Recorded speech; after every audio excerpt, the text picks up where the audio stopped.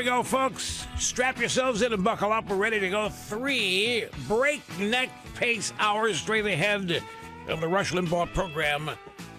Live and direct to you from the distinguished Limbaugh Institute for everything that matters. Anti-media studies, anti-leftist studies, and, of course, advanced conservative studies. Here is the telephone number if you want to be on the program, 800-282-2882. And if you send an email, the address lrushbo@eibnet.us. So we have the trade wars, the drive-bys refusing to credit President Trump for bringing the European Union to its knees. And now it's on to the Chi-Coms, it's on to Mexico, it's on to Canada, and all of these are going to happen. And it's all according to plan. If you're going to do tariffs, you do it when your economy is roaring, and ours is. And what Trump said he wanted, no tariffs, no taxes, no barriers. The rest of the world has gotten used to us behaving over the years like we owe the world something because we're so much larger and so much more prosperous. And we need to have limits on how big we can get, because it just isn't fair. And of course, there's more hideous reasons for this behavior as well. But those days are over. Make America Great days are here. And the greater America is, the greater the world is going to be. It's that simple. It's not arrogance. It's not hubris. Because there can never be too much prosperity, and there can never be too much freedom. But there can sure be not enough of it. And that's what you have if you have a weakened United States. And we're not going to have a weakened United States with Donald Trump at the helm. We also have this Facebook mess. I'm going to put that in perspective and make an offer today. I really don't think, and by the way, I realize this offer is going to be rejected. It's not even going to be acknowledged. But I'm going to make it anyway. It is abundantly clear. I just saw a picture of the 2 Facebook employees that are in charge of determining what's permissible. They don't even look like they're eating solid foods yet. They still look like they're on the Gerbers. They're simply not old enough to have lived long enough to have any significant life experiences. The future belongs to the young. We all know this. We were all young once, and everything was about us. Advertising. Every generation, the millennials are having their turn at it now. But everybody once, you get 25 to 35, 25 to 40. The world is all about you. Everybody needs you. Everybody wants you because they want you to establish your habits that you will then practice for the rest of your life, that have to do with how you spend your money and how you live your life so that those patterns can be exploited for financial gain. It's all good. But once you get past the age of 50, they don't care about you anymore because the next group of young people coming up is the focus. And that's all well and good. We've all had our turn in the light. We've all had our share. The problem is, I was thinking about this the other day, and I think about it a lot. We're coming up on 30 years of having done this program, and occasionally people will ask me, do you think the program's gotten better, or do you think that it's not as good as it used to be? I said, that's not the way to look at it. Depends on how you want to define the terms. But what I can tell you is this. I have never been more prepared to do this program every day than I am today. I've never had more knowledge to use in doing this program every day. I've continued to amass life experiences that I simply didn't have 30 years ago when I was 37 years old starting this. Just not possible. Now, when I was 37, I thought I knew enough. I thought I knew everything. I thought I knew it, and I did know enough to make it work. And so my only point is that if you keep growing and you keep learning, there's no question that somebody who is in their 60s is far more knowledgeable and has lived far more to have many more practical life experiences than somebody in their 20s. Now, that's not to say that person's smarter than somebody in their 20s. That's a whole other thing, too. You start adding things like arrogance and hubris. You think you're great. You don't need to learn anymore. You think everybody else is stupid. Like there's a new trend among millennials. I've got in a stack. A number of 30-year-old millennials are claiming they're burned out and they can't work anymore. They're tired of having to work from 9 a.m. to 5 p.m. They're throwing away six-figure jobs because they can't handle the pressure. They're saying they get up in the morning and they think, is this my life? Oh, my God. I'm going to be doing this PR business and this sales representation for another 30. No way, man. And they're quitting. And they're taking what little money they have left and they're going to beaches and they're going to volcanoes and they're just sitting there. Right or wrong, good or bad, they simply are refusing to fit into the multi-generational patterns that I've always told you that every 4 or 5 generations, one is going to come along that's simply going to reject what it finds as status quo when it matures and becomes adults. And it looks like our millennial generation is it. But I think some of these people at Facebook simply, they're clueless. They literally do not know what they don't know. And that is a crucial thing. To not know what you don't know, to think you know everything. I'm looking at pictures, I'm looking at Zuckerberg, I'm looking at some of these people. They simply have led lives that have been way too sheltered. They all are socialists, but they've never lived under it. They're all socialists, but they've never visited a socialist country. They're all socialists and they love it, but they've never actually ever seen it. They've never actually had it properly taught to them. They have a totally skewed definition of what it is. Facebook. Mr. Snerdley, let me ask you, do you think, for example, the website InfoWars and the Fox News website are identical? Facebook does. The people that run Facebook think there's no difference in an alt-right website or Fox News or InfoWars because they have a warped, bigoted, and prejudicial opinion of conservatives and conservatism. And where have they gotten that? It has been taught to them. They haven't lived it. They clearly haven't lived among any conservatives, or they could not possibly believe what they believe. And now they see the Facebook stock tumbling, and there's a whole lot of reasons for this. It's not just due to one thing, but it is due to the fact that they don't know what they're doing. They have a customer base that could be the biggest in the world, and they're willing to write off half of it, stupidly and arrogantly, by claiming that conservatism is where fake news is, that conservatism is where breaking hate speech and all that is. So my offer, I know that Zuckerberg has had meetings with several so-called conservatives, but he hasn't met with me. And I am offering right here, I will meet with Zuckerberg or anybody on the Facebook executive panel and explain conservatism to them. Now, they will not take me up. They have not even acknowledged that the offer has been made. I understand that. But it's ridiculous. It is literally ridiculous to have an enterprise this big run by people who are so ignorant. They think that they're screening out hate. They think they're screening out racism and bigotry. They are practicing it. They are practicing hate. They are practicing prejudice, and they are practicing bigotry. And it's catching up to them. The greatest example, Cambridge Analytica. Everybody involved thinks that Facebook deserves to suffer because they got in bed with Cambridge Analytica. What's Cambridge Analytica?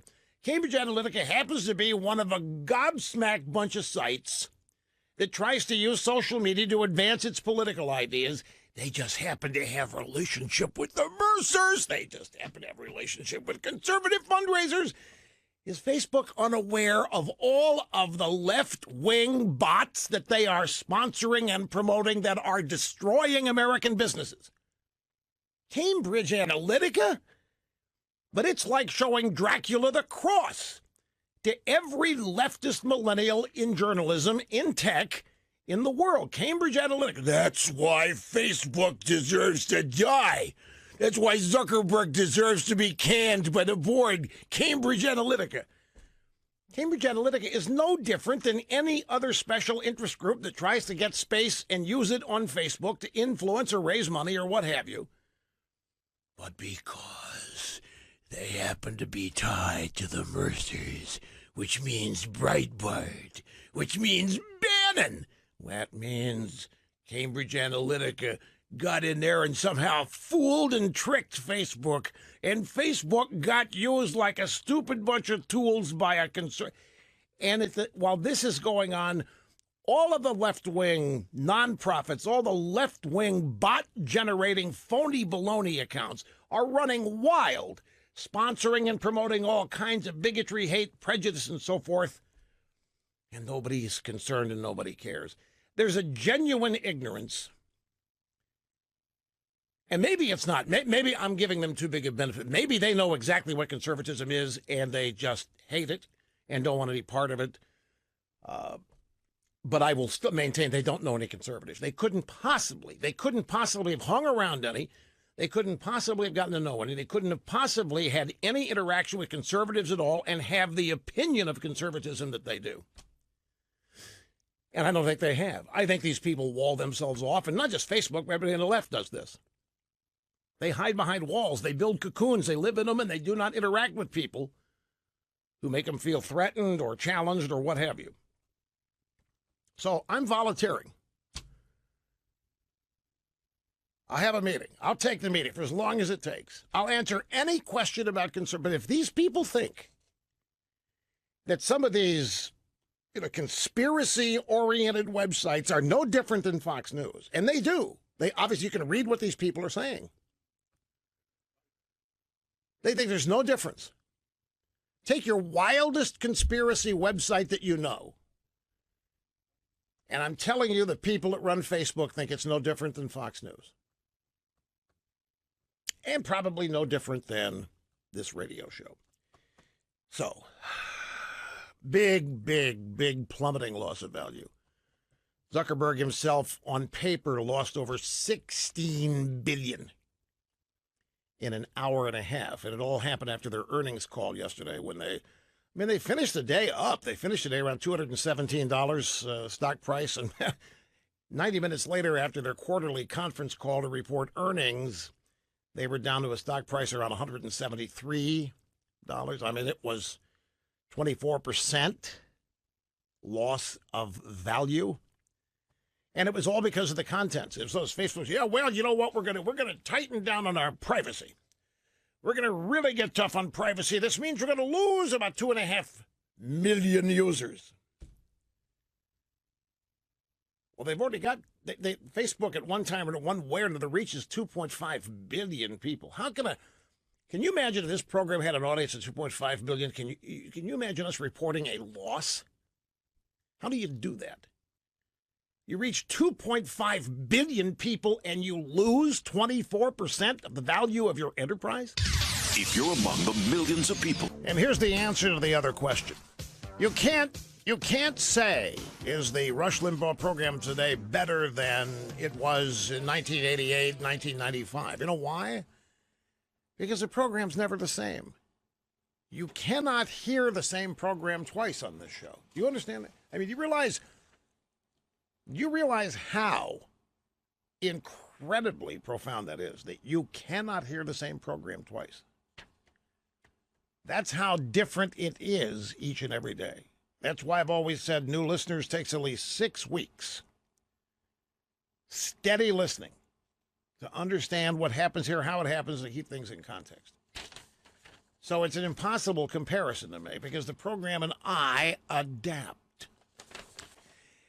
Now, Facebook and Twitter were supposed to take down Donald Trump and the Republican Party.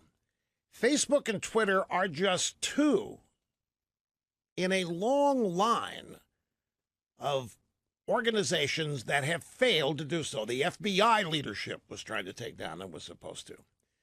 Barack Obama and his intelligence community was supposed to take down Donald Trump and thus the Republican Party with him.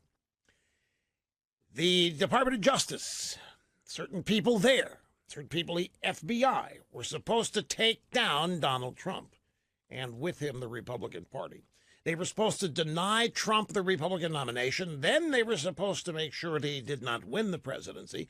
After he won the presidency, they were supposed to then take him out and get rid of him within the first 6 months. Facebook and Twitter were also part of the cabal. I'm not saying they're part of the conspiracy, but they were part of this giant group of leftists that were devoting everything they could to getting rid of Donald Trump. Donald Trump has survived everything they've thrown at him. Donald Trump has survived the best and the brightest. He has survived honest attacks. He has survived cheating attacks. He has survived some of the most outlandish schemes and plots that originated at the Obama DOJ, traveled through the DNC, the Hillary Clinton campaign, to a law firm, and then to a retired MI6 agent in the UK who then talks to Russian operatives. He writes up this phony dossier that was used to get a FISA warrant to spy on the Trump campaign. The man who signed off on the last FISA warrant renewal application is now the Deputy Attorney General, Rod Rosenstein, and he is in charge of the investigation against Trump. And even using a bogus piece of evidence in front of the FISA court, they have been unable to get rid of Donald Trump. Meanwhile, Donald Trump is continuing to reassert the United States on the world stage. We are reassuming our position of dominance and leadership under the guise of being the good guys. We are the good guys. We are the solution to the world's problems. Donald Trump is reasserting that prominence. He's doing it against an opposition few Republican presidents have ever seen mounted against them. Facebook and Twitter were part of the cabal. They had the best and the brightest that were writing algorithms and creating bots that would cleverly silence and impugn those who were supporting Donald Trump.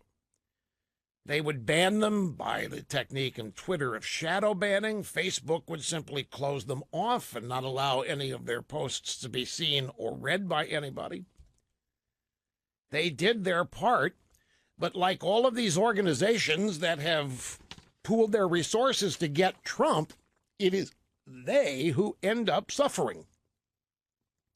The drive-by media has lost audience. The drive-by media has lost subscribers. They've lost circulation. If it weren't for forced monopolistic viewing in airports, CNN would not have an audience much larger than a couple of phone booths.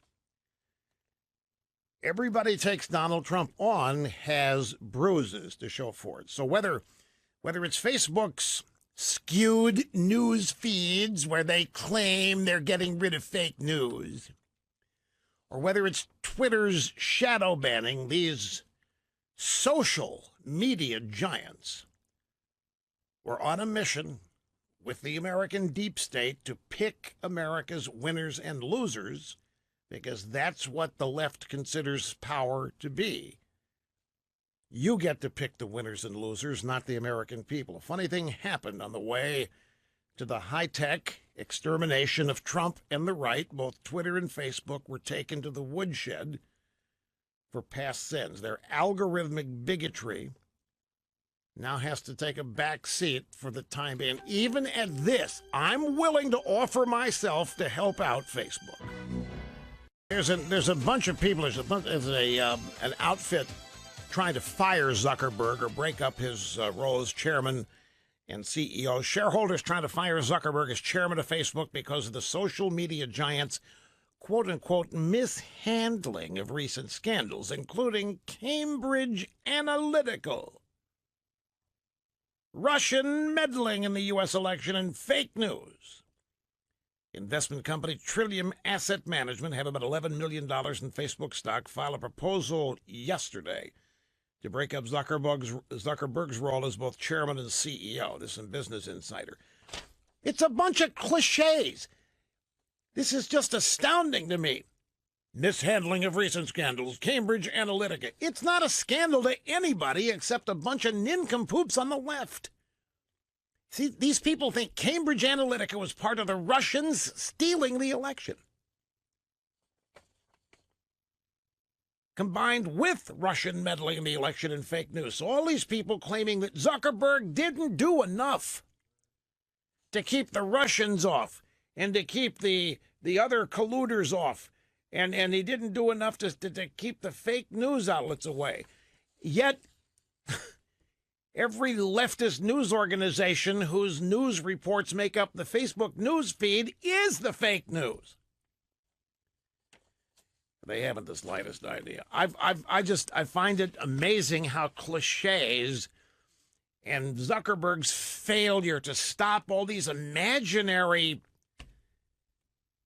devils is causing all this. And the picture I was talking about, I'm not going to put the picture up on the Ditto Cam because I don't want to single these two out. But what I'm looking at, the head of global creative strategy and the vice president of video at Facebook. And I'm telling you, these two people don't look any older than the Haskell students who went marching across the country for gun control this past spring. They literally look like they're still eating Gerbers.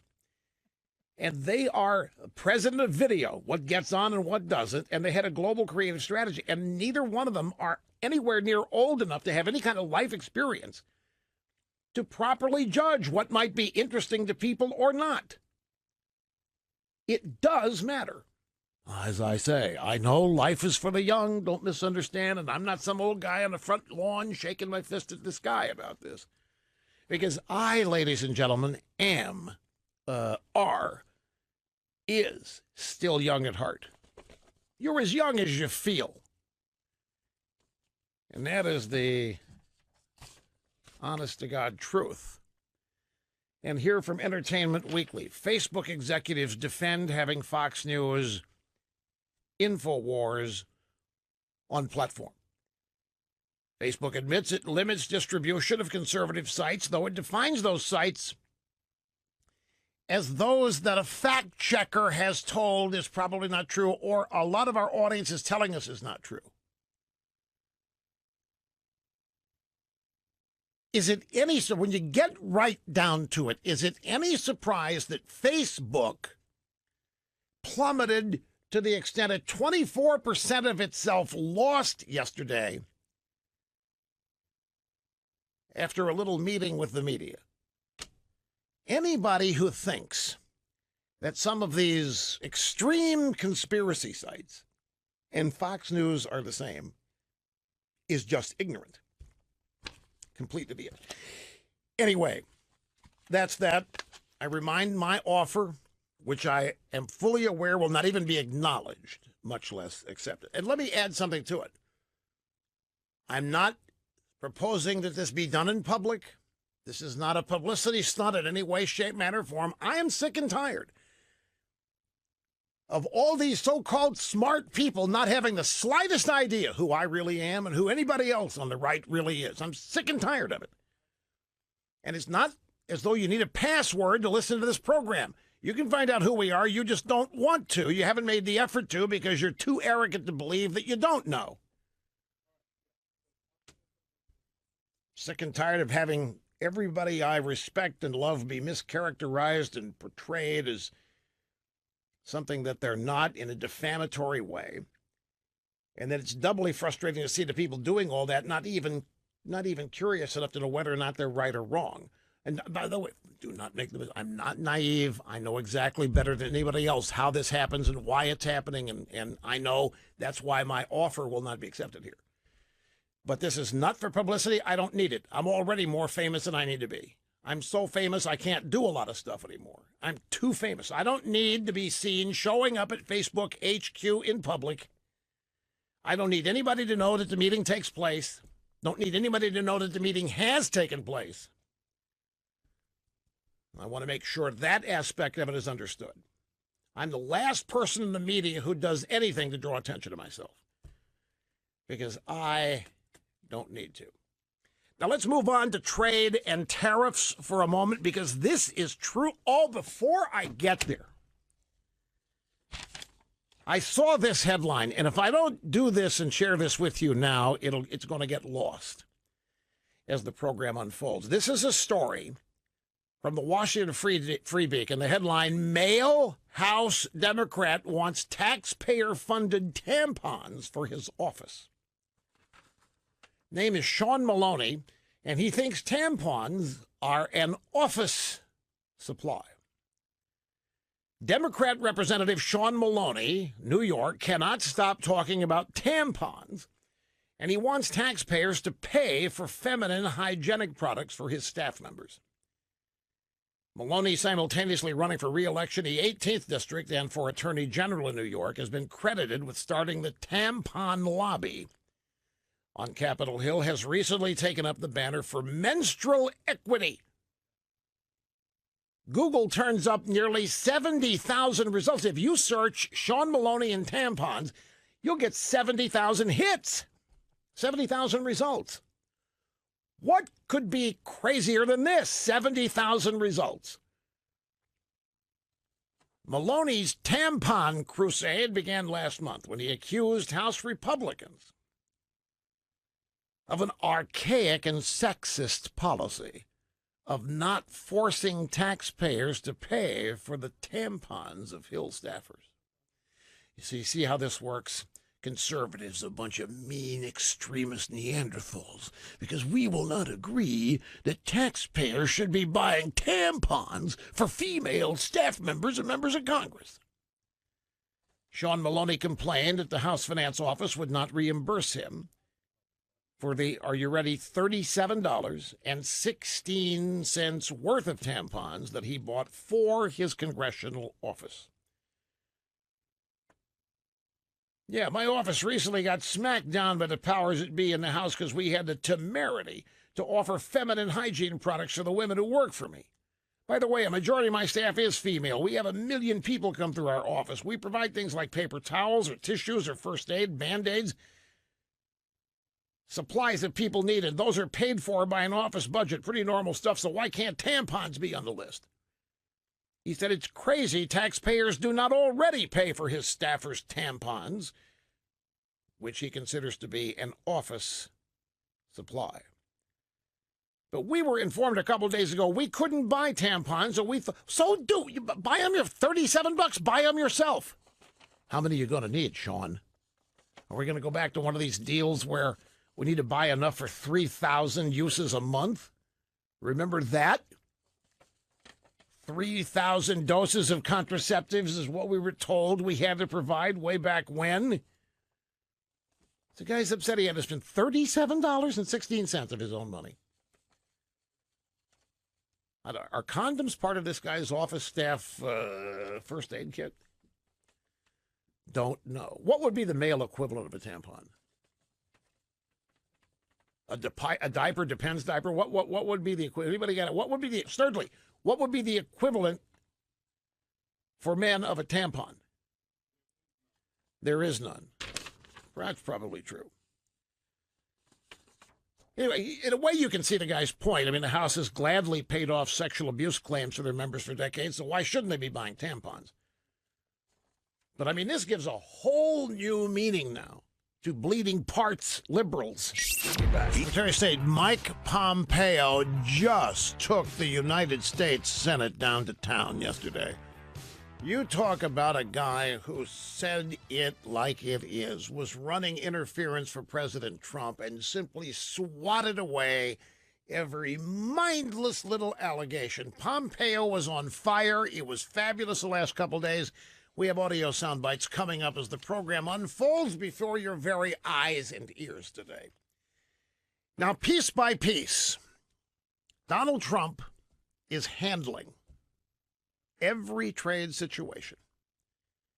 Piece by piece, Donald Trump is fixing the legion of trade imbalances this nation has had to put up with for decades. European Union, as of yesterday, done. Now, it may not be politic to say that the European Union caved, but it's pretty accurate nevertheless. Donald Trump told them what was going to be and how it was going to be, and they resisted, and they went to their friends in the media, and they said, this guy's crazy. We can't do business with a guy like this. Guy's trying to alter all these years of status quo, and Trump said, this is the way it's going to be. And he said, I'll tell you what we're looking for. Down the road, we want no barriers. We want no tariffs. I hate tariffs. I don't want tariffs anywhere. But we're the ones paying them. The United States has been facing tariffs worldwide. I'm not imposing tariffs on anybody. I'm reciprocating, and he is and has been. China has been placing tariffs, not us. You know, I'm stunned. I have to say this. I'm literally, given that the Republican Party is the party of Reagan, the party of Jack Kemp, the party of supply-side economics, I'm stunned at how many Republicans do not know how to talk about this tariff business. We didn't put tariffs on anybody. The Chi-Coms did this, and the Europeans have done it, and the Canadians and the Mexicans, and it's been part of the fabric of foreign policy for I don't know how long.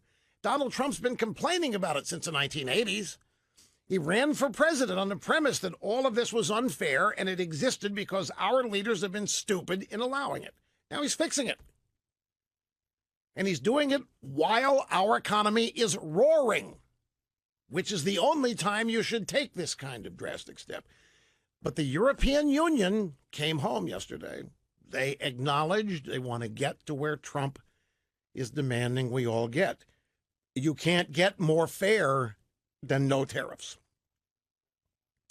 You can't get a more level playing field than no taxes. And this is what Trump wants all over the world, by the way. And he's handling every situation independently, piece by piece. European Union, pretty much done. NAFTA. Redoing NAFTA, almost done.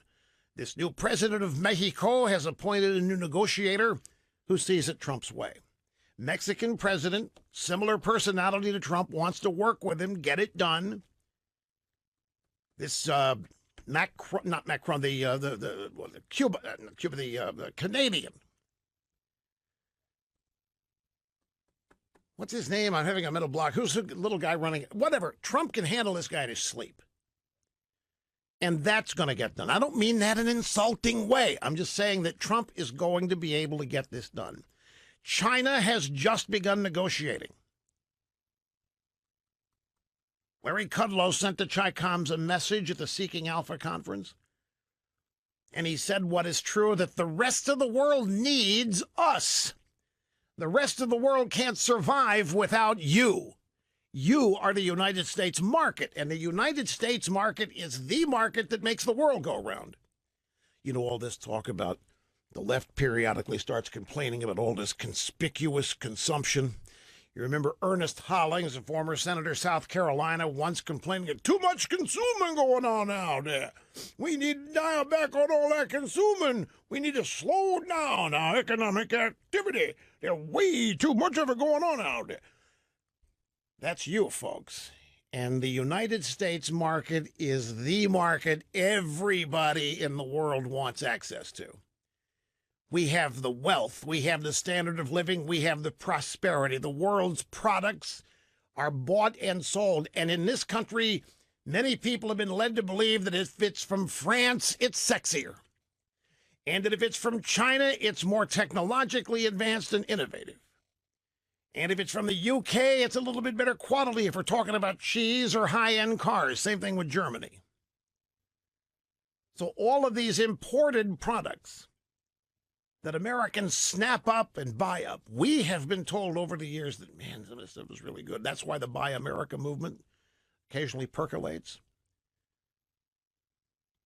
People claim American-made products are just as good. They just happen to be more expensive. And why is that? Well, because our goods have tariffs slapped on them when we export them to China or Mexico or the European Union, because those nations do not want our products.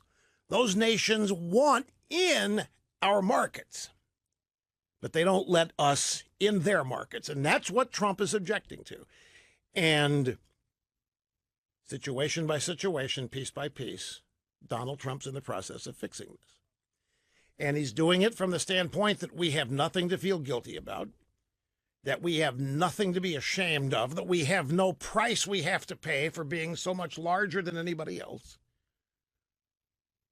And mathematics is mathematics. No taxes, no tariffs, as goods move back and forth is the essential, quintessential definition of fair. Because then what matters is quality and abundance, supply and demand. But it doesn't work if we don't have access to their market, if our goods cannot make it into the markets of other countries. Now, you might say, well, why should we care, Rush? Because you just said that our market is the world's market. Yes, it is. But take a look at the Chicoms. The Chicoms have 1 billion people, more than that. And the Chicoms are having an economic expansion. It goes up and down. Their people are getting wealthier. Their people end up with more disposable income. It's a huge market that many American industries want into. They're future buyers over there. And they're not letting us. But they will. Trump is going to succeed. Meanwhile, the drive-bys cannot even write about it. They cannot even be honest and give Trump credit for it. In fact, they're trying to blame Trump for this happening. We will continue. When time permits, don't go away. Again, we bailed out Europe. Our Fed did in 2008. Remember all the talk, Greece, Italy, all these countries going belly up. They need us. It's not the other way around. Finally have a president who understands the perspective.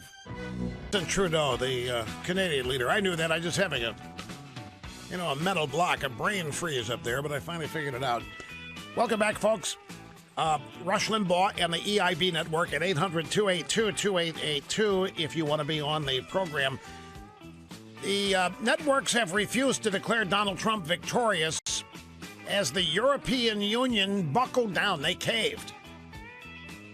Wednesday press conference at the White House Rose Garden, Trump and the chief executive of the EU, a man named Jean-Claude Juncker, announced that the two trade partners are moving forward on a plan to end the trade war. Yes, it's over. It's going to be over pretty soon. Juncker's presence at the White House illustrated that it was the EU that caved. I mean, that's what that means. He came over here. They acquiesced. Folks, there's no other way this was going to happen. They all need us. We defend the EU. We protect the EU. We bail them out. We've been bailing them out since World War II. We don't hold it over their heads. I don't mean to sound like I'm doing that now. I'm giving you the lay of the land. The reality is they can't go it without us. They can't remain who they are unless we remain who we are and in a significant leadership position, powerful leadership position. They know it. They're not going to acknowledge it. We have presidents like Obama. We don't acknowledge it. In fact, we try to change that dynamic because leftists resent the power and the size of the United States.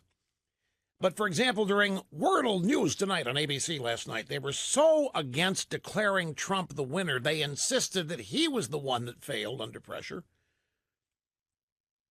The anchor David Muir began the segment, "To the president tonight under pressure from his own tariffs." After his own tariffs ignited a trade war. Well, tonight the president with a new promise, reaching out to the European Union. He called them a foe just a week ago, but late today calling a press conference outside the White House to say they will now work together. The EU guy came here. This is willful ignorance.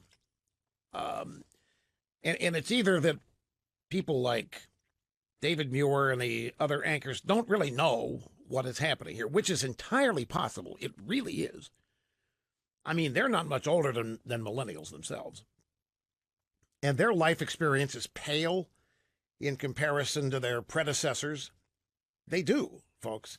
I mean, the wardrobe is a trench coat, and when there's a disaster, you find the nearest hotel, and you go over there on a private plane, and you're a journalist.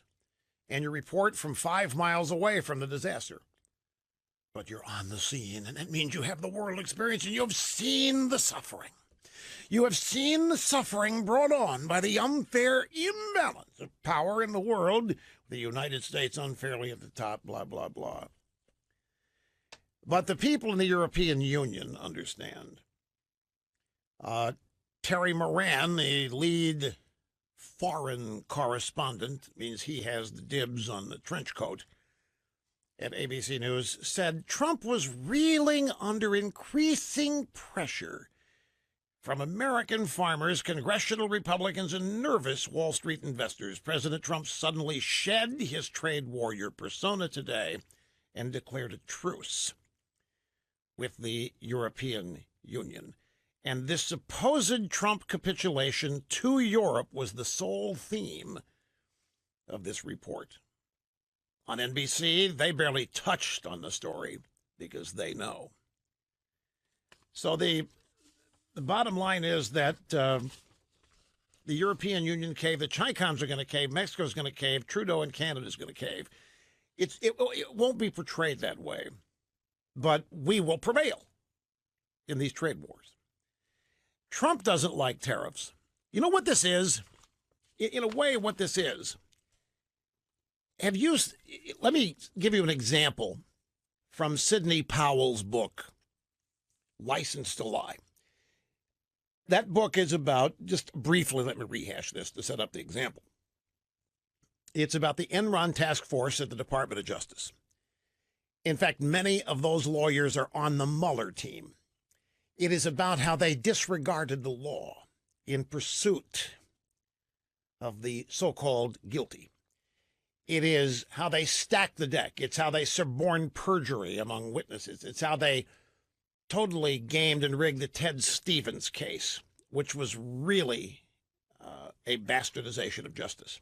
And many of the same people on the Stevens case, on the Enron task force, who are now on the Mueller investigative team, led by a guy named Andrew Weissman, whose boss back in those days was Christopher Wray, who currently is the director of the FBI. I mean, it's a circuitous, incestuous group of people that play musical chairs inside the Department of Justice and the FBI. At any rate, at about the middle of the book, in the case against Ted Stevens, the judge just lashes out at the prosecutors and reads them the Riot Act, and then appoints a special counsel to begin investigating the investigators. And it was amazing. The investigators got a taste of their own medicine. They had never been investigated by law enforcement. They had never been falsely accused. They had never been threatened with jail time. They had never been jailed in lieu of bail. None of what they do to people had ever happened to them. And when it did, they broke. They couldn't handle it. They caved like a bunch of beaten puppies. And Sidney Powell writes about this somewhat extensively. And it's a great example. Here you have these people from the DOJ in these cases, Enron and Ted Stevens. They have all of this power. And they do it without any compassion, without any human interest concern at all for the people they're pursuing. They're notching their belts as prisoners are denied bail. Family men with wives and children at home. People have never faced the criminal justice system before. People in many cases being falsely accused by these guys. They're being sent away to jail with their lives in the balance, being ruined. And they're applauding each other, and they're celebrating all the power they have to do this. And then the tables end up being reversed, and it happens to them. And they can't handle it. And they get a taste. It's a little, schadenfreude is the term. They get a little taste, just a little taste of the grief they were routinely passing out to other people. Well, in a way, it's the same thing with these trade deals. The imbalance has been anti-U.S. We've been on the short end of the stick for so long that everybody involved just assumed that that was the world order. This was the structure, and everybody agreed from one deep state to the next, from one group of elites to the next. It is that everybody would have access to the U.S. market, but the U.S. would not have access to theirs.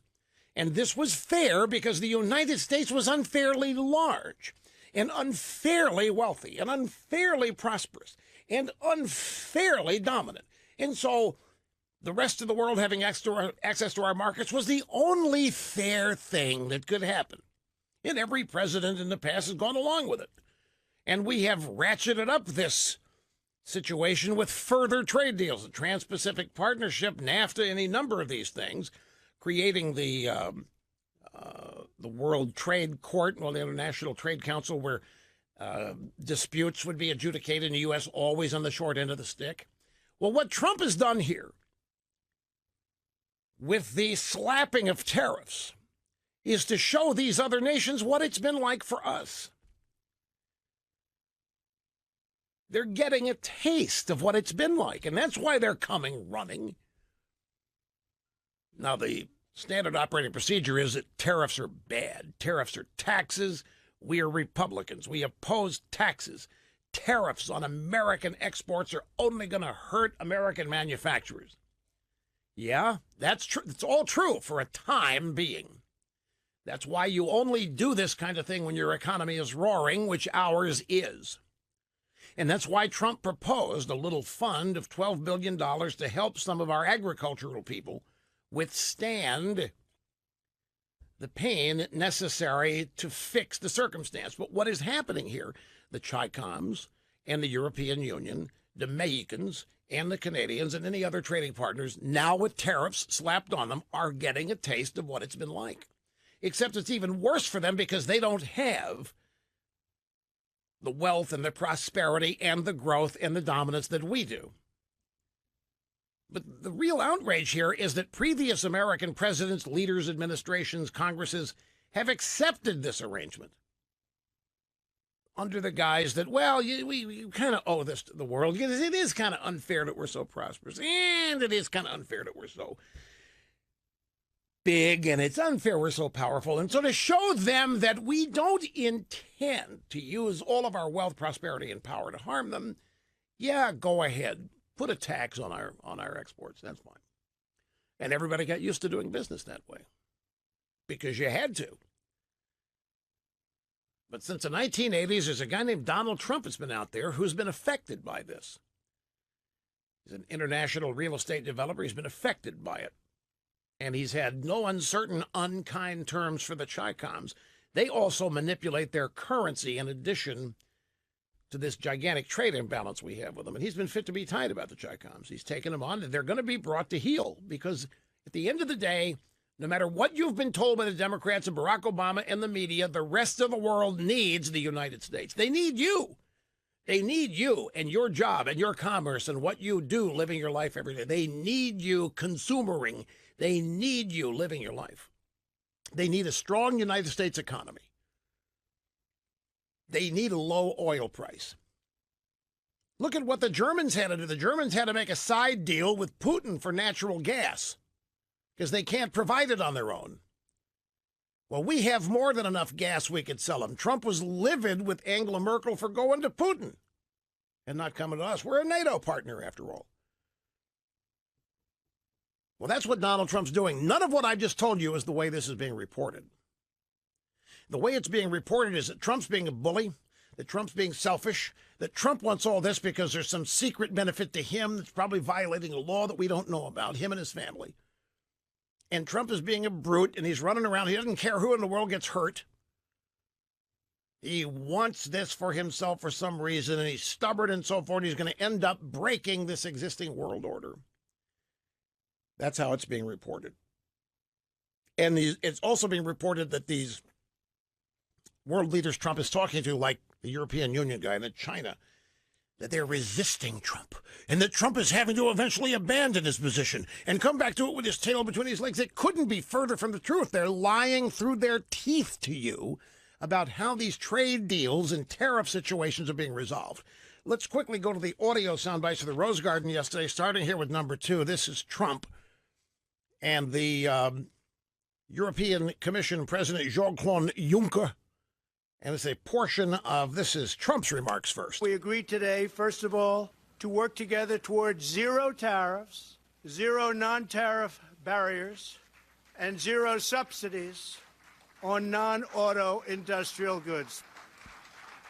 This will open markets for farmers and workers, increase investment, and lead to greater prosperity in both the United States and the European Union. It will also make trade fairer and more reciprocal, my favorite word, reciprocal. Let me ask you a question. If it's Trump that's caving, who is it that is proposing and has been proposing zero tariffs, zero non-tariff barriers, zero subsidies on non-auto industry? Who's been proposing that? Trump, not the European Union. And if that's what's being agreed to, then how can it possibly be that Trump is caving? The European Union has not proposed this. Only Donald Trump has been proposing this. And to every one of these so-called trading partners, this has been his message. If getting rid of some tariffs is good, why isn't getting rid of all of them? If getting rid of all the barriers or some of the barriers is good, why not all of them? That's been the message. And it's not a message the Chi-Coms have made. It's not a message the Canadians or the Mexicans are made. And it's certainly not one the European Union.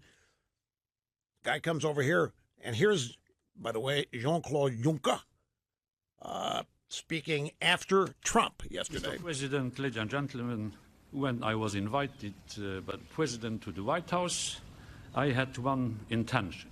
I had the intention to make a deal today. And we made a deal. When I was invited, I had one intention to make a deal, and we made a deal. And I caved. I totally bent over and caved because I realized that I had nowhere else to go. Because nobody has ever dealt with somebody like this before. That's what he's saying.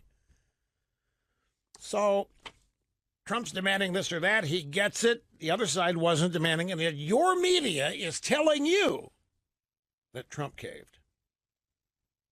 That Trump had to put his tail between his legs and take the best deal he could get because to the media, Jean-Claude Juncker and any European is the epitome of sophistication, elite status, brilliance, and all that. And Trump, of course, is just this barnyard hayseed hillbilly from Queens. Doesn't even know how to put the knives and forks in the right place on a place setting. Here, by the way, is Wilbur Ross. He is the Secretary of Commerce. He was with Lou Dobbs last night on the Fox Business Network. Question, Wilbur, we still have a disturbed and distorted trade relationship because of their mercantilist policies.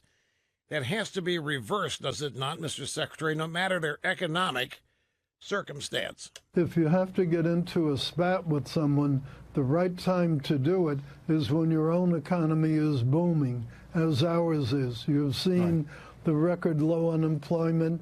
You've seen people coming back to the workforce. And again, that is Wilbur Ross, the Secretary of Commerce. Take a break. Your phone calls are on the other side.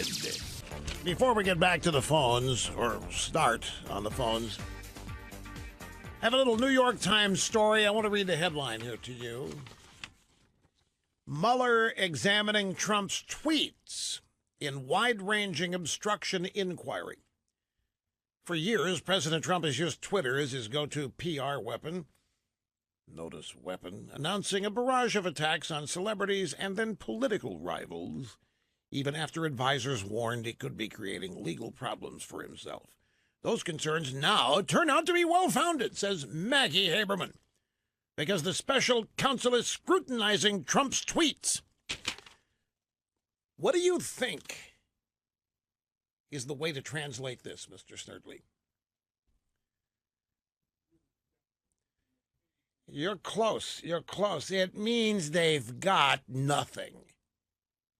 If they are examining public tweets that anybody and everybody has read, looking for obstruction of justice or collusion with Russia, if it's like somebody called Mueller, hey, have you looked at his tweets? Oh, God, I forgot. Oh, yeah, the tweets. Yeah, maybe there's something there. They've got nothing. That's what the story means. Here is Phil in Hobbs, New Mexico, as we start on the phones. Welcome, sir, to the EIB Network. Hi. Hi there. It's a privilege and a pleasure to speak to you today. Well, thank you. I was calling to follow up on your Facebook comments. I have a small business. We sell folding pocket knives that are for industry use, so like agriculture, electricians' knives, search and rescue, things like that. And I have a problem with Facebook because they won't let me advertise on Facebook because I sell weapons, supposedly. And I've gone round and round with them, and simply because they're knives, they are therefore weapons, and therefore I cannot advertise. So that's got to be hurting their revenue as well. And if they're cutting off people like me and losing even more market, and plus they're showing their ignorance of even how the world works if they can't understand the difference between a tool and a weapon. Well, that's the thing, isn't it? I mean, they're led by a bunch of young people who have been propagandized their whole lives. They've been propagandized with every liberal cliche that you can imagine, and they've taken it all to heart. And now these are not cliches. These happen to be, as far as they're concerned, world truths. You deal with knives. That means people die because of what you do. That's the way they look at it. Oh, absolutely. I've gone back and forth with them, and the most infamous response I got at one point when I was explaining these are not weapons, they're tools, their response was, well, we understand that your weapons are tools, and which was just a complete non sequitur. I mean, it was just. You were trying to tell them that they are not weapons, that they are tools, and they said, no, we understand how your weapons can be used as tools. That's exactly right. Right. You can't get more either ignorant, dumb, or prejudicial, or a combination of all three than that. Thanks for that call. Meeting and surpassing all audience expectations every day. This is where you come for all of that to happen, and no two shows are ever the same. Every show different and unique, which is why it's impossible to say that one is better than the other. It's a matter of personal taste, and within certain boundaries, personal taste is not something you can criticize. In the meantime, back to the phones. Ray in Livermore, California. I'm glad you waited. You're up next. Hello. Hello, Rush. Fundamentally erasing the last president's fingerprint. Dittos to you, Rush. The president has assembled a fantastic team, much like your crew there at the EIB, including Mike Pompeo. I watched the full 3 hours yesterday through a Fox feed on the internet, and Rush, it was fantastic. This guy, he's like Norm from Cheers. He not only looks like Norm, he speaks in this calm, cool, collected, kind of everyday man voice, and just one by one slap down these neo-socialists, whatever they are, Democrats, socialists, who were trying to box him in.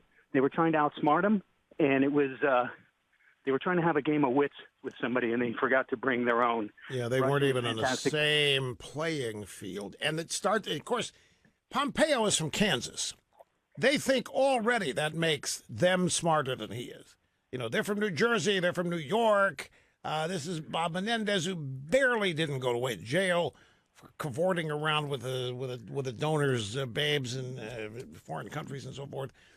And he's sitting there with his air of superiority. They all had it. They think Pompeo is this, like an Archie Bunker type, like you say, this overweight guy walking in there, doesn't speak particularly like they think he should, and he just mowed them down. We've got the audio coming up. You're right. He mowed them down. They set themselves up to be mowed down. Trump couldn't have picked a better lead blocker than Mike Pompeo. I would put Mike Pompeo in every single secretary seat in Trump's office. In his cabinet. The guy is just fantastic, and it was a pleasure watching it. I would say to the Rush listeners, go to YouTube.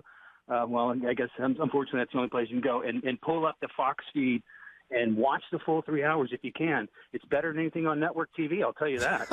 Well, since you have recommended it so highly, we have a significant number of sound bites, examples from that which you devoted 3 hours to yesterday watching. And it is choice. And Pompeo, for example, he told these people that the United States is not going to recognize Russia's annexation of Crimea. You know, and they're all thinking they're going to entrap Pompeo. I'm not kidding. He's the Secretary of State. They thought they were going to entrap him into somehow admitting that Trump and Putin had colluded. I mean, this is how arrogant they are. And I don't know whether it's dumb, stupid, genuinely stupid, but after all this time to still act like that there is some secret smoking gun bit of evidence that Trump and Putin did collude to steal the election of Hillary. They still literally believe this. And that somebody knows it. And in this case, it was Pompeo. And they were somehow going to trick him into admitting it. And instead, he comes up and basically says, Putin can go to hell. We are not going to recognize Putin's annexation of Crimea. They didn't know what to do. They really think that this guy and Trump are in bed with Putin. So let's go. First off, we have a montage. I want you to, when you listen to this, I want you to imagine what it would be like if every elected Republican and every member of the Trump administration defended the president the way Pompeo does here. This is President Trump's administration, make no mistake, who's fully in charge of this and who is directing each of these activities. There's a narrative that is developed that somehow President Trump is weak on Russia. I'm sorry. The presidents have a prerogative to choose who's in meetings or not. What matters is what President Trump has directed us to do. I don't need secondhand understandings of what President Trump is instructing his administration to do. You somehow disconnect the administration's activities from the president's actions. Every sanction that was put in place was signed off by the president of the United States. The president's been unambiguously clear. The president called the ball over 200 times to sanction Russian entities. That's pretty strong. Fear not, Senator. Fear not. This president runs this government. You see what, with this montage, what we've been able to illustrate here is that these people, these are senators, and in some cases, Democrats or Republicans too, like Bob Corker, they really think that Trump is such an idiot that he's not doing anything. That he goes out and he tweets, and he does the rallies, and he has the public things at the White House. But it's really the people behind the scenes, the smart people, like Kelly, the chief of staff, and like Pompeo here, and Wilbur Ross. They're really running this country. It's not Trump doesn't know enough. Trump doesn't care enough. Trump isn't smart enough. In fact, Trump, if we let him get too close to the levers of power, could actually be dangerous because he's so stupid he doesn't know who our enemies are. Trump thinks that America's the bad guys and our enemies are the good guys, and that's what. And this is what they think, and this is the position they took in their questioning yesterday of Pompeo. And he just swatted back at this stuff. He was aghast hearing this stuff. I assure you, President Trump is running this administration. The president called the ball over 200 times, sanctioned Russian enemies. 200 different sanctions. The president did it, not me, not the chief of staff. He did it. So now let's go to questioning from Bob Menendez, disgraced Democrat senator from New Jersey. The questioning here is about the president's meeting with Vladimir Putin and Kim Jong-un. And Pompeo's being, what really happened in there? So far, only the translators know. But we know Trump is an idiot. So who was really in there protecting the United States? What really happened in there? You tell us, Pompeo. What did these world leaders do? How did they take us to the cleaners? Because Trump doesn't know what he's... That was the umbrella under which the questioning took place. So here's Menendez asking Pompeo about Trump's private meeting with Putin.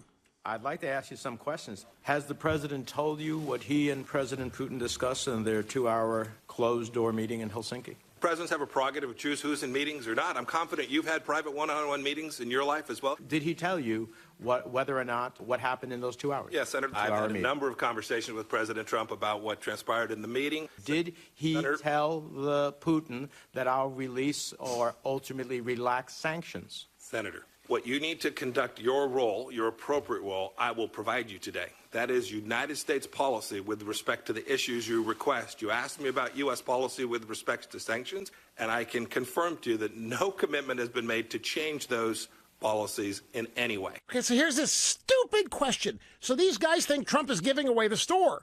They are the ones that give away the store. So Menendez says, did he tell Putin that he'll release or relax sanctions? He says they are hellbent. They believe that Putin runs Trump as a secret agent. They have got themselves believing that Trump is an embedded spy doing the work of Russia as president of the United States. So, Menendez, you can tell us. Did he tell Putin that he was going to relax these sanctions? Is that what he told? And you can hear Pompeo, Senator, what you need to conduct your role, your appropriate role, I'll provide you today. But I'm not going to get into this. You don't have no right to know this. This is not what you need to do your role here. I know what was said in there, and you've got nothing to worry about, Senator, but I'm not going to deal with you this way. Imagine if it all happened this way. Here is Pompeo and Menendez continuing. Menendez then says, well, when he had a chance, when the president had a chance, did he confront Putin and say, we do not recognize your annexation of Crimea. We do not recognize your continuing hostilities in eastern Ukraine, and there's consequences for that. Did he tell Putin that, or is he really a spy for... Now, he didn't say those words, but this is what this all means. Did he tell Putin what for, or was he just in there making fine, fun times with Putin? That's the insulting premise behind the question. Here is Pompeo. Senator, the president was very clear with Vladimir Putin about U.S. positions. They're the U.S. positions that are the Trump administration's positions, and he spoke about them very firmly and clearly when he met with Vladimir Putin. And he told you that? Senator, I'm telling you what he had a conversation with Vladimir Putin about, and I'm telling you what U.S. policy is today. I understand, Senator, I understand the game that you're playing. No, Mr. Secretary, with all due respect, I don't appreciate you characterizing my questions. My questions is to get to the truth. Senator, presidents are permitted to have conversations with their cabinet members that aren't repeated in public. Yes, he called him out on this, and here's Menendez acting all outraged. I resent.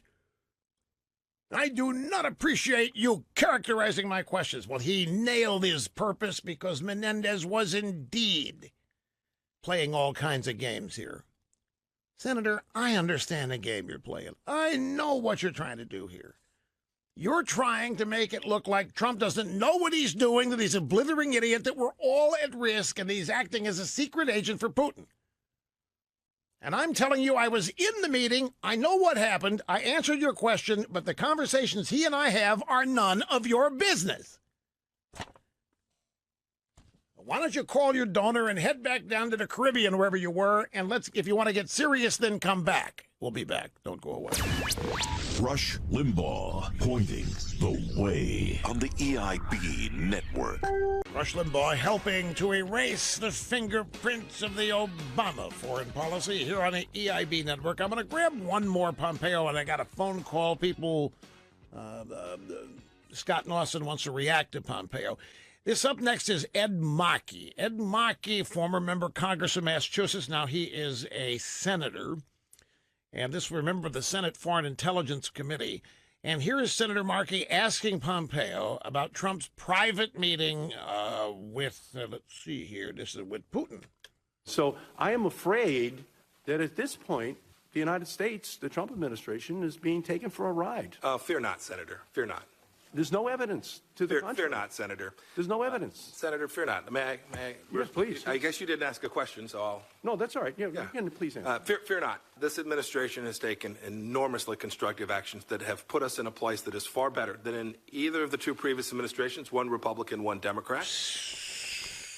So, but again, the question, I'm afraid, I'm really afraid, I'm really scared, I'm really worried, I'm really concerned. At this point, the United States Trump administration being taken for a ride by Putin, by Kim Jong-un, because Mr. Secretary, everybody knows Trump's an idiot, doesn't know what he's doing, doesn't know what he's talking about, can't talk, he's just embarrassing us. And Pompeo... Fear not, Senator. Fear not. Fear not. The disconnect here. And then lowering the boom on them. This administration has taken enormously constructive actions, put us in a place far better than either of the two previous administrations. And that's happening all over. That's happening economically. That's happening in foreign trade. That's happening here in foreign policy. It's going to happen on immigration. In the meantime, Scott in Austin, I'm glad you waited. You're next. You want to weigh in here on Pompeo. Good afternoon, Mr. Limbaugh. It's an honor to speak with you, Thank you, sir, very much. The Pompeo hearing was an absolute step forward for the American policy, our American people and our American policy. If you actually watch that and were able to decipher between the questions on the Democratic side and then the actual normal questions from the other side, it was you actually kind of deciphering between the lies and the sketchiness of them and the jealousy of their party right now, and them actually just self-imploding. It looks like them just self-imploding. And jealousy is a stinky cologne, and if they're not a part of it, I feel that they're just falling apart. And it was amazing to see his hearing on all major news networks, and the fact that the American people were to see all of that and decipher themselves. Well, and it's sad that I'm a millennial, and unfortunately, the millennials won't see that because they're getting their news from Facebook, and it's very sad that other individuals are not being able to pay attention to that. Well, more than you think will see it, but your point is still well taken. But you made another good point. The networks televised this because they thought that Pompeo was going to get buried. They televised this because they thought the Democrats were going to expose Trump as a know-nothing danger through Pompeo. See, Pompeo's one of them. He used to be in the House of Representatives. So he's from that class. He's from the political class. And even though he's a Republican, and he's a conservative Republican, you can tell his, in fact, Scott's observation of the questions that the Democrats asked versus what he said the normal questions that the Republicans asked. This is really my point. The Democrat side, the questions were the product of believing every mindless cliche that you see on CNN or MSNBC. Pick your cliche that Trump is an idiot, never expected to win, doesn't really know what he's doing, and everybody around him knows how dangerous his ignorance is, and so he's not really running things. They trot him out there, he may look like, but it's other people that are actually doing things. And you can tell us, Mr. Pompeo, you can assure us that that's the case here. And these questions, we're really, really worried that Kim Jong-un and Putin are really running rings around the president. We're really worried he's being taken for a ride. Again, that line of questioning betrays the contempt and the arrogance. This is why they lost the election, and it is why they are nowhere near understanding why they lost, which means they're nowhere near fixing why they lost. And I, as I say, I've been following this stuff for a whole lot longer than I've been doing this show. And the arrogance of people in the left and the Democrat Party, the contempt that they willingly show, which really masks and hides their own prejudice, bigotry, and at the same time, real ignorance. These people truly are ignorant. It has always amazed me how and why they have gotten so much support, and it always boils down to they're seen as Santa Claus more than anything else when it comes to social issues. But this is embarrassing to me.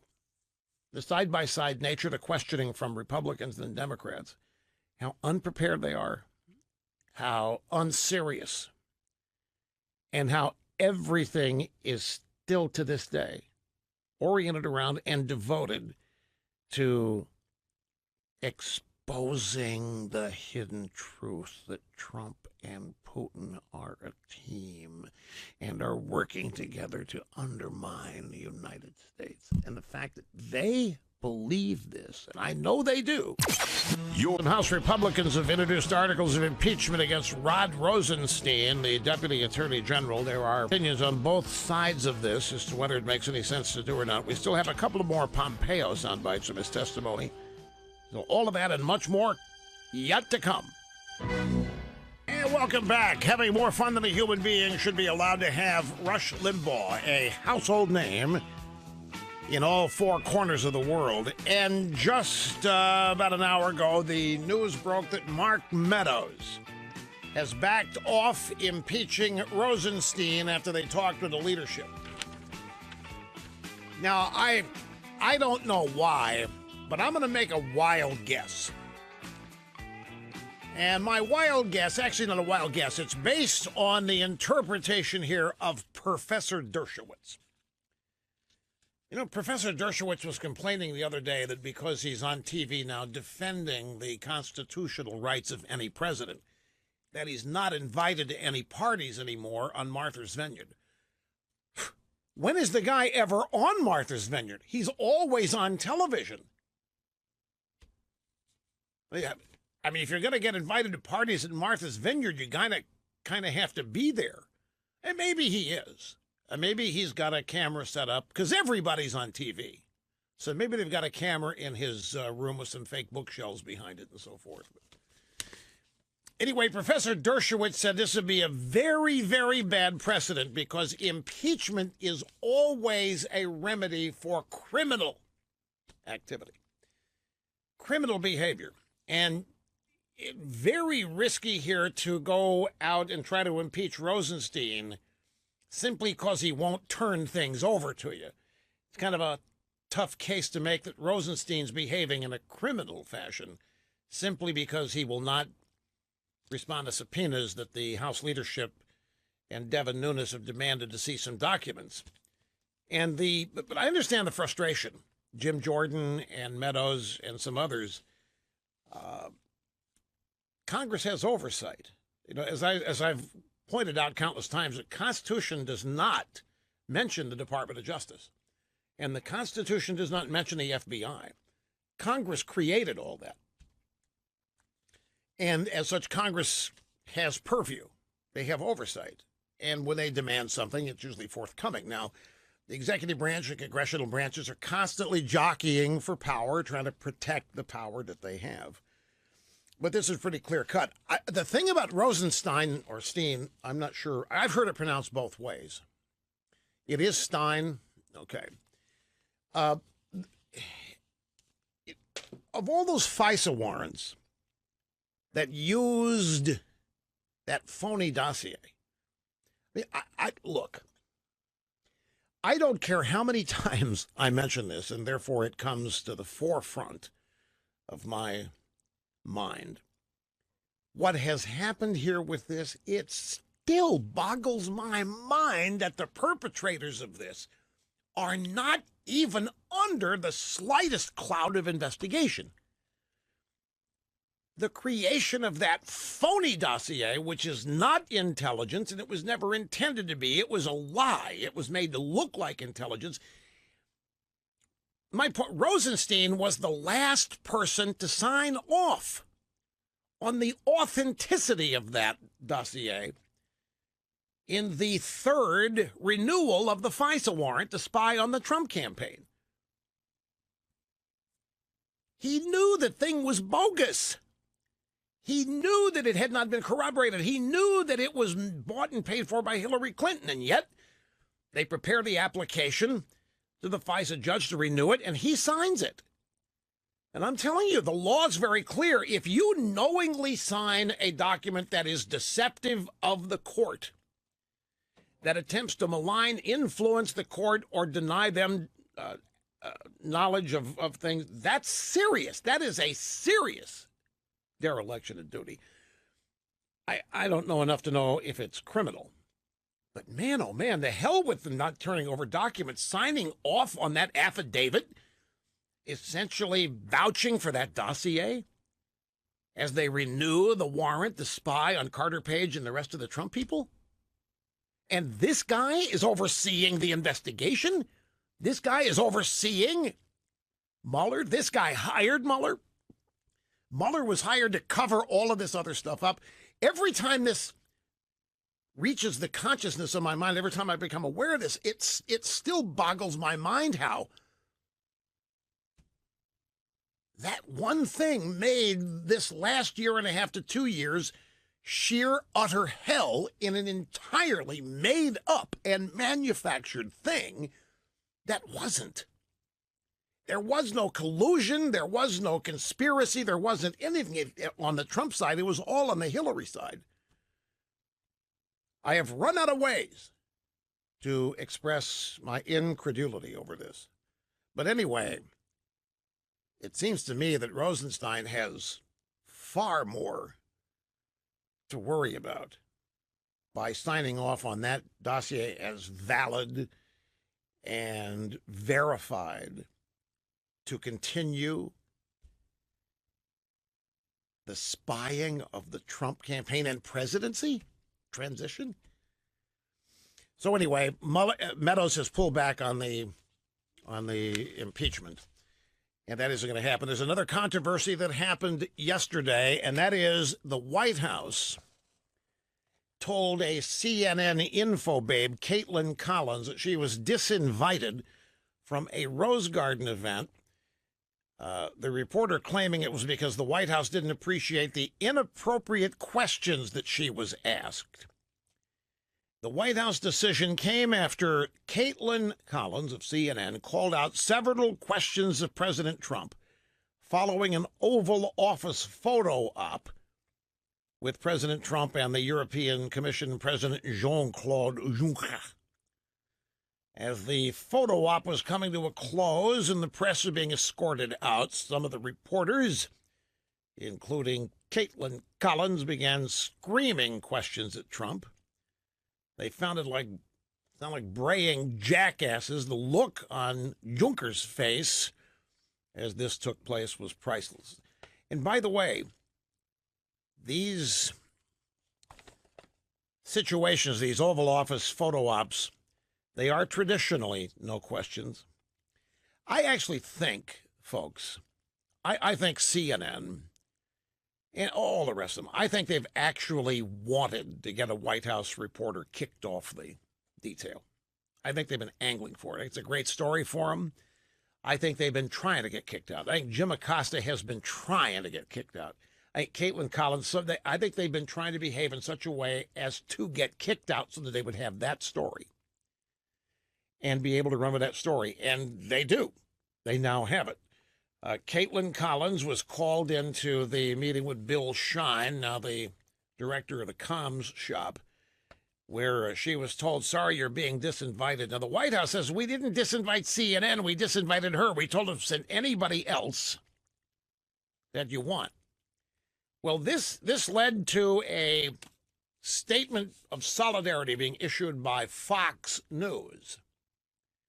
Fox News issued a statement of solidarity with CNN and with reporters in general, condemning this action by the White House Communications Office. That happens to be audio soundbite number 15. This is Ellison Barber. And it was last night on Fox News with Shannon Bream. Also, Brett Baer issued a statement of solidarity with CNN, claiming Fox stood with CNN on this, didn't approve of the White House action. And this is correspondent Ellison Barber reporting about banning Caitlin Collins and CNN and all that. Here's that. As for Fox News, we stand with Caitlin Collins and CNN on this. In a statement, Fox News President Jay Wallace said, quote, we stand in strong solidarity with CNN for the right to full access for our journalists as part of a free and unfettered press. Okay, fine and dandy. I can imagine a number of you a little mad at Fox for running so fast here to join CNN and so forth. You understand it, don't you? Or do you not understand it? You understand why Fox was so quick to do this? Well, what's the theory then? Tell me what do you think then?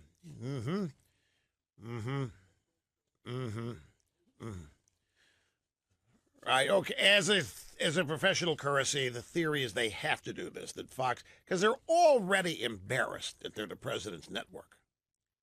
They're already embarrassed that Fox is the president's favorite network. And if they don't stand up in solidarity with this banned CNN info babe, it's going to really look bad.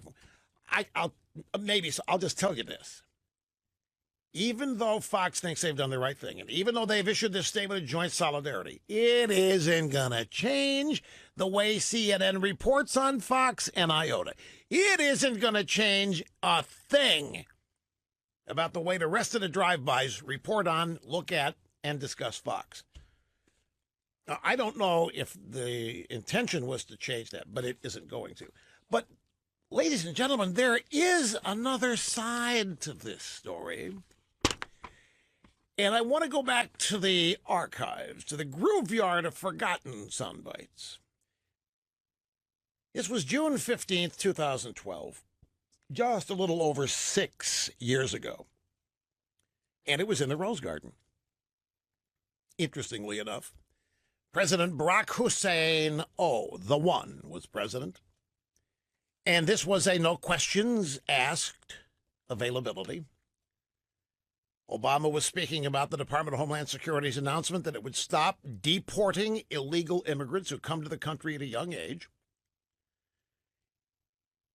And everybody in the press pool was told, no questions, no questions, no questions. But that didn't stop Neil Monroe of the Daily Caller, who shouted a question to Obama. Here it is. This is a temporary stopgap measure that lets us focus our resources wisely while giving a degree of relief and hope to talented, driven, patriotic young people. It is the right thing to do. Excuse me, sir. It's not time for questions, sir. Not while I'm speaking. So Neil Monroe was out there shouting a question. Is it the right thing to do, Neil Monroe? Favor foreigners over American workers? Is that what you're doing? You're favoring foreigners? Excuse me, sir. It's not time for questions. And then Monroe shouts something else. Says, are you going to take questions? Obama says, not while I'm speaking. So, what do you think happened? You remember what happened, Brian? The press corps itself chased this guy all the way to the Washington Monument. They ran him out of the event. They told him that he was an embarrassment to the press corps. They made a move to never let him back into the White House correspondence pool here covering the action at the White House. They literally chased the guy out of the Rose Garden. And here is a montage we put together of journalists talking about how rude the behavior was on the part of Neil Monroe. And we start with Julian Epstein. Would the right wing be doing this if we had a white president there? They don't treat him with the same respect that they would treat a white man in that position. Does it have anything to do with the fact that this is the nation's first black president and the level of disrespect is alarming and stunning? It's very, very difficult to place race outside of this context. This is a campaign to delegitimize the presidency. And to me, I think race is a component. The same thing is happening with our Attorney General. These are two men who are doing an outstanding job, but there are folks who just don't like it. So you see this kind of rude behavior on the part of the journalist Neil Monroe. No. That's not part of the God-given constitutional right of the First Amendment and the free press and all that. No. Instead, this was racism. This was a reporter refusing to respect the no questions rule because he's white and Obama's black. But I'm not kidding, folks. The press, when Monroe asked this question, they blew up at the guy. And some of them did chase him out of the Rose Garden.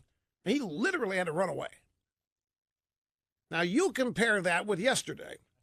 So here's another one of these times where it's traditionally no questions. It's in the Oval Orifice.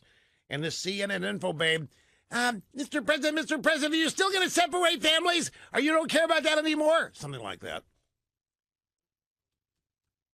And they applaud her. And they want to give her a new honor, a new award or some such thing. Replace Trump's defaced star in the Hollywood Walk of Fame with one for her. No, this is not even hypocrisy. This is just... Well, I mean, it is hypocrisy, but it's more than that. So whenever a reporter violated the rules and interrupted Obama, it was racism. But when Caitlin, whatever her name is, when she interrupted Trump, why, that was valorous. That's what journalists are supposed to do. Journalists aren't supposed to recognize these no questions rules. Journalists are supposed to ask anytime they can. They're supposed to hold power accountable to the truth. And that's all she was doing. So they're not consistent with this. Anyway, let's take a brief time out. We will continue much more on the other side. We'll be right back. You're listening. I get these occasionally, but I share very few of them. But this is maybe this is happening to a lot of you. Mr. Limbaugh, I have an iPhone 8 Plus, and it's not charging as fast as it used to. Can you tell me what could be wrong with it? Now, why are you guys rolling your eyes in there? They went, oh, my, another iPhone. Well, no, there's a possible answer to this. It could well be because you hold the phone in your pocket the wrong way. You might have lint in the charge port. You really could, and if you do, it's gonna degrade the connection you have, which could slow down your charge. The correct way to hold your phone in your pocket, front or back, is with the bottom up and the face of the phone, the screen next to your thigh, so that if you bump your thigh into something, it'll break the back of the phone, not the screen, and it'll keep the charge port at the bottom of the phone away from all the lint in the bottom of the pocket. Now they're really laughing in there. You don't think this is useful knowledge?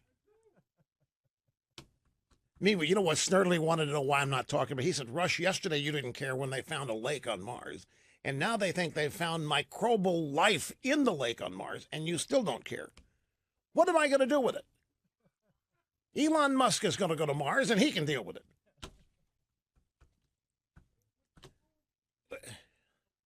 Right. So what? It would prove the existence of life off our planet. Fine. That proof will not last long because as far as the left is concerned, if there is life elsewhere in the universe, it's got to be much smarter than we are. If there's life elsewhere, they've already solved abortion. They've solved nuclear disaster. They have solved racism, discrimination. They're a perfect world. And the only reason they would be coming here would be to try to fix us. But then it's decided we're too far gone and we're not even worth saving. And that's why aliens haven't come yet. Do you understand nothing? When it comes to the left and life elsewhere, it is far superior to us. They don't even care about us. We're far beyond saving.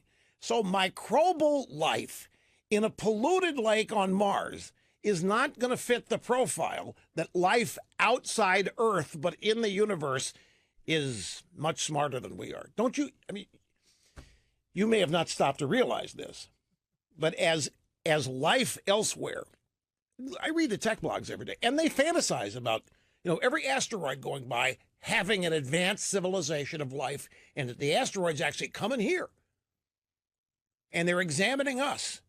And they keep going. The asteroid doesn't stop, or the people on it don't come here because they survey us and find out we're so far gone.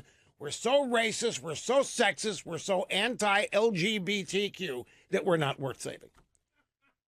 And so the asteroids keep going, and then the next one shows up and they start the fantasy all over again. I am not making this up.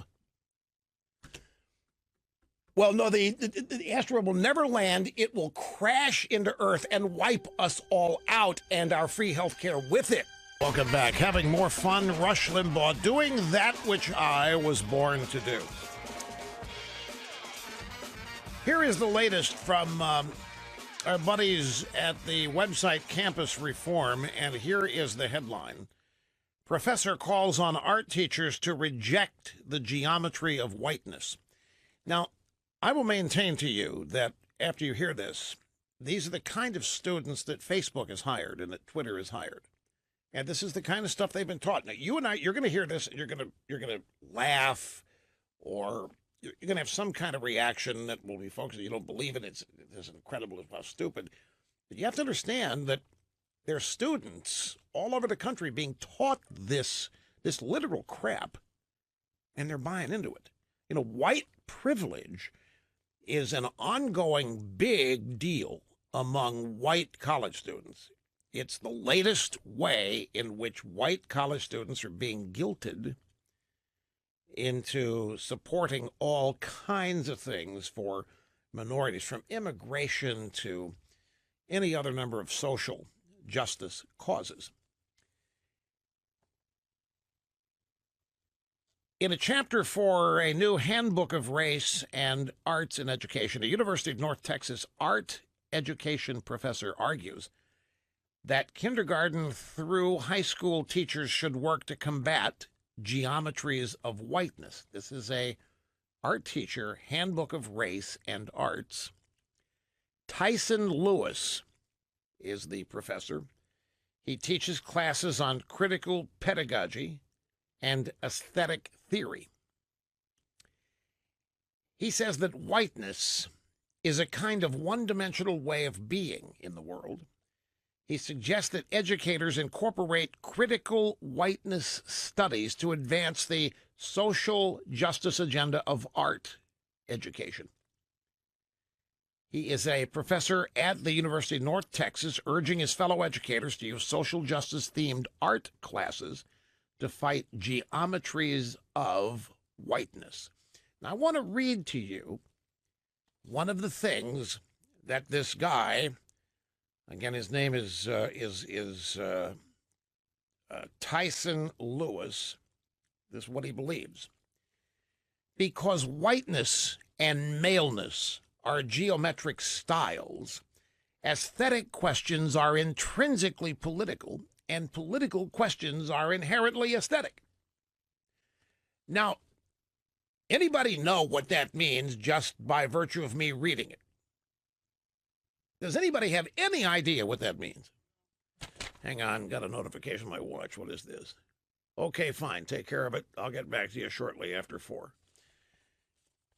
Because whiteness and maleness are geometric styles, aesthetic questions are intrinsically political, and political questions are inherently aesthetic. Now, how do people like this get PhDs? How does this guy become a PhD? See, that's the scam. All of this is a scam. Scam universities, scam education, scam professors give scam social justice degrees to scam human beings who scammed their way through grad school. And this is what we end up teaching our kids in these vaunted institutions of higher learning. And this one, I mean, this is a very expensive scam on mostly white American parents and their young kids who then move to American cities and make laws that put people in jail for straws. This is how this happens. Yeah, use a plastic straw in San Francisco, 6 months in jail, maybe $1,000 fine. Unless, of course, you're an illegal immigrant using the straw to fire a spitball at an ICE agent. Then, of course, they'll give you an award and maybe a bonus. But this is dead serious. Teaching that whiteness is myopically destructive form of living that fundamentally denies the multiple dimensions of experience beyond or in contradictions with whiteness. And what that means, white males are a pox on civilization, and we need to de-emphasize them, including in art class. And we need to start from the premise that whiteness has geometric lines that can be studied and drawn and then obliterated. PhD. I got a picture of the guy here. Looks like Barney Fife. Whiteness is a myopically but destructive form of living. Here's Karen, Front Royal, Virginia. I'm glad you waited. Great to have you with us. How you doing? It's quite an honor, Rush. I've been listening to you since 1991 when I was 18 years old. Thank you. That? I really appreciate when I hear people have been listening that long from the first day they started, and you're still here. I can't tell you how appreciative I am of that. No, but not only that. I have 6 kids, and they listen to you. So it's a generational thing. You've had quite an influence on so many people. Well, thank you I've so much. I've never called in before, so just wanted to let you know that. I homeschool. We have 6 kids, and we're all huge Trump supporters. We're not tired of the whittings. But what is the age range of the children? Our oldest is 17, down to our youngest is 6. I have 4 in the van with me right now. I'm really hoping they're quiet for about a minute while we chat. To be Good quiet, luck. honestly. They read Rush for Beer. They're all good Republicans, good Trump supporters. Just want them to be quiet. But I have my question for you is, we've been told for decades that tariffs are bad for American consumers. And I know Trump's doing the right thing. And I used to work in the swamp myself, and it was free trade, no tariffs, all bad. And I feel like what he's doing is right. But we need a lesson from you, Professor Limbaugh, from the Institute for Advanced Conservative Studies, so you can tell us why what he's doing is right. So I can educate the kids and also educate those few never-Trumpers who are left in our world still. You know, this is it's a very fascinating question because of your inclusion into the ancient Republican belief in free trade. And how I get your point. What Trump is doing is not free trade, and Reagan supposedly did believe in it. Conservatives and Republicans believe in it. This isn't it. So why are we all praising Trump? Is that essentially your question? Well, exactly. I feel like it's going to result in more freedom, but it's hard for me to understand and to explain why what he's doing with bargaining and maybe the threat of tariffs and making it more even is better than what was happening before with Reagan and Bush and everybody else. Okay, let me run through this again. And you keep don't apologize. You've asked a question that I need to add a dimension to here, because I have addressed this today, but I need to add your question or the answer about your part dealing with what Republicans have always believed about free trade. That's really important, because if what she's thinking is, isn't this somewhat hypocritical? Could it be possible that people who have always supported free trade are now abandoning free trade because they want to support Trump, who's really not doing free trade? That basically is the essence of her question. It would be useful to define terms. I remember when NAFTA was first proposed. And my instinct on NAFTA was, this is not good. I don't like this. And then my good friend, Professor Hazlett, called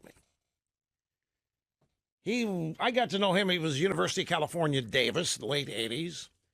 He's now, I think, where's he? Clemson. But he's been at George Mason University. Has become an expert on the cellular spectrum, basically FCC telecommunications expert in all areas of it. But back when I met him, his specialty was agricultural economics and economics in general. And my instinct was, there's something about this NAFTA thing, it doesn't make any sense. Plus, I looked at the people who were for it, but they kept selling it with the term free trade. NAFTA, they told me, was free trade. And I was talking with Professor Hazlett, and I lodged to him my objections. And he said to me, so you oppose free trade? I said, no, I don't oppose free trade. Well, NAFTA is free trade. And he walked me through how that was free trade. I said, it doesn't look like free trade, not when they can have their trucks cross the border here and deliver products, and we can't do that. He said, well, it wasn't just him. There were other people who also that said, well, don't forget, one of the purposes of NAFTA is to build up the Mexican economy so that they don't have to come here. I said, well, that would be great if that happened, but I don't see it happening with this. But the point is, my answer to you here, Karen, what we've been told all of our lives is free trade actually isn't. NAFTA is not free trade, but that's how it was sold. That's how it was promoted. Free trade, as I judge it in the real world, came to mean the United States will allow taxes and tariffs on its exports, but we will not place taxes on our imports, meaning it won't cost trading partners, Mexico, Canada, Japan. They can send us all the stuff we want, all the stuff they want, and we'll not put any barriers up, or very few. But they'll be permitted to. They'll be permitted to put barriers up. And we'll go along with it because it's unfair that we're so big. And these are much smaller, tinier nations, and we would dominate if we didn't make these kind of adjustments. Anyway, this all became, in the popular part, free trade. My answer to you is that what we were told was free trade, all back during the 80s and even in the 90s when this stuff kept up, really wasn't. It was just called that. And it was called that by a number of people to try to coerce others into supporting it. Because who could be opposed opposed to free trade. Free trade was something that was readily identifiable with conservatism and the Republican Party, just like tax cuts are. And so NAFTA comes along and they start talking about it as free trade. Perot never went along with it, by the way. Perot was never for it. He recognized what it was. And, of course, it was sold by the Clinton-Gore administration. But all these conservatives out there, think tank types, telling me, no, this is free trade. This is good. You got to get behind this. And never seemed like it made any sense to me.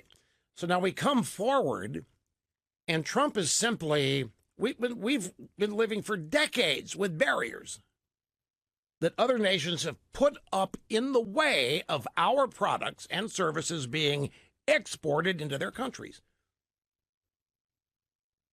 And we occasionally have renegotiated the various deals. NAFTA gets touched up here and there, but the basic shell never changes. But they were allowed to put tariffs or barriers against our products that we would export. And so there weren't any cars exported to China or Japan. But as you well know, we imported tons of them.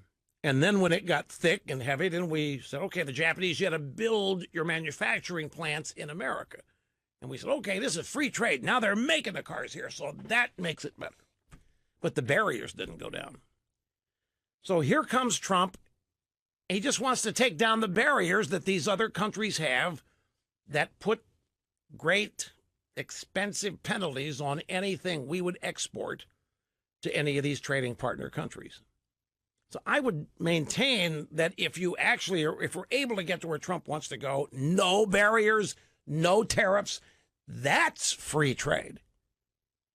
When there are no taxes on either imports or exports from any of the trading partners, when product can go in and out and seek its own level because of its value, that's free trade. That seems to me to be what's on Trump's agenda.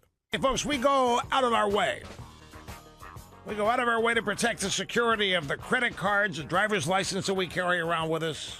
I mean, more and more people are conscious of this each and every day. You think about it, your purse or your wallet's almost never out of your sight. But by comparison, you likely have online accounts and online records about yourself in quantities tenfold what's in your wallet. And you have no idea how that data is being secured. You just trust that your password and all that other security stuff that they tell you is on there, you trust that your data is secure. You just trust that it's safe until it isn't. And that's a bad day when you find out that your data isn't secure. When you find out that a place that has your data has been hacked, you don't find out for a couple of weeks or maybe a couple of months. You find out that everybody in that database, or half of them, the information's gone. The hackers may have sold it to people that then will start trying to use the data to make purchases and basically defraud people. That's the day that you learn that you wish you had LifeLock. That's the day that I've been hearing Rush talk about LifeLock for all this time, and I never thought I was needed. And the day comes. So now we want to help you make sure that day never comes. The way to make sure the day never comes is to become a LifeLock member. Just do it today while you're thinking about it. It's going to cost less than $10. You get 10% off and you use my name when you sign up. And you're at no risk for anything. When you become a member, you give them all your credit card information that you want them to have, and you give them your social security number. And that's it. I mean, there's a little more stuff you got to fill out, but that's basically it.